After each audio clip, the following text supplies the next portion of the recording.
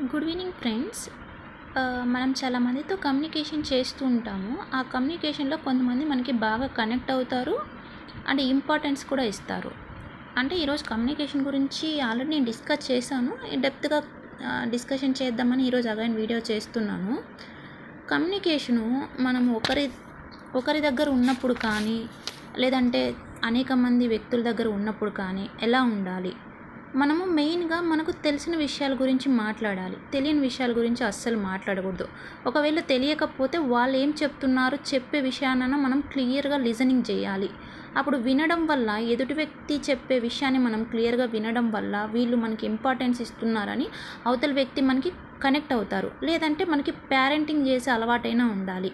ఒక వ్యక్తి నేను మూవీ చూసి వచ్చాను అని అన్నారనుకో, ఏ మూవీ చూసి వచ్చారు అని మనం ఈ విధంగా పేరెంటింగ్ చేయాలి. అతను మూవీ నుంచి స్టార్ట్ చేశారు, మీరు అదే పాయింట్లో ఏ మూవీ చూసారు, ఎలా ఉంది, ఆ విధంగా మనం వాళ్ళతో కాన్వర్జేషన్ చేయొచ్చు. ఆ మూవీ టాపిక్ అయిపోయిన తర్వాత అతను నాకు చికెన్ అంటే చాలా ఇష్టము అని అన్నారనుకోండి, అది ఏ రెస్టారెంట్లో తింటారు, మీరు ఇంటి దగ్గర తింటారా, రెస్టారెంట్కి వెళ్తారా? ఈ విధంగా పేరెంటింగ్ కమ్యూనికేషన్ చేస్తే కనుక మనమేం కొత్త విషయాలు తెలుసుకొని ఒక 10 మంది ఉన్న గ్రూప్లోకి వెళ్ళాల్సిన అవసరం లేదు.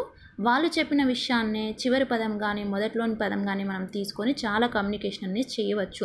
ఈ విధంగా కమ్యూనికేషన్ చేయడం వల్ల మనతో వాళ్ళు టైం స్పెండ్ చేస్తారు, మనము వాళ్ళతో టైం స్పెండ్ చేసినట్టు ఉంటుంది.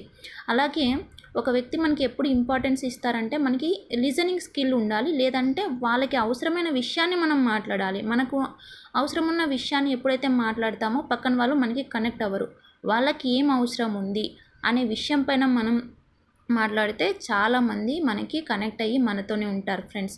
అలాగే ఇంపార్టెన్స్ అనేది ఏ విధంగా వస్తుందంటే లిజనింగ్ స్కిల్ అనేది ఎక్కువగా ఉండాలి. ఎవరైనా ఏదైనా చెప్తున్నప్పుడు వినాలి. వాళ్ళు చెప్పిన విషయంలో మళ్ళీ మనం క్వశ్చన్ చేయగలగాలి. అలా వాళ్ళకి మనము అవైలబిలిటీ ఉండి అందుబాటులో ఉండడం వల్ల వాళ్ళు మనకి కనెక్టివిటీ ఉంటారు. ఈ విధంగా రిలేషన్షిప్స్ అంటే ఫ్రెండ్షిప్ కావచ్చు, అది వైఫ్ అండ్ హస్బెండ్ కావచ్చు, ఏ రిలేషన్ అయినా మనం స్ట్రాంగ్గా బిల్డ్ చేయాలంటే కమ్యూనికేషన్ అనేది ప్రజెంట్ కానీ ఓల్డ్ జనరేషన్లో కూడా ఈ విధంగా మెయింటైన్ చేయడం వల్ల ఉంటుందని చెప్పి నేను అప్డేట్ చేస్తున్నాను. ఇది నేను ఎలా మీకు అప్డేట్ చేస్తున్నానంటే I have listen so many videos and also I studied some books and also I can learn from all those things from experts, and also I have own experience from different types of people. So that's why I will update you this information. If you like my information, please like and subscribe and share my videos, and also comment me.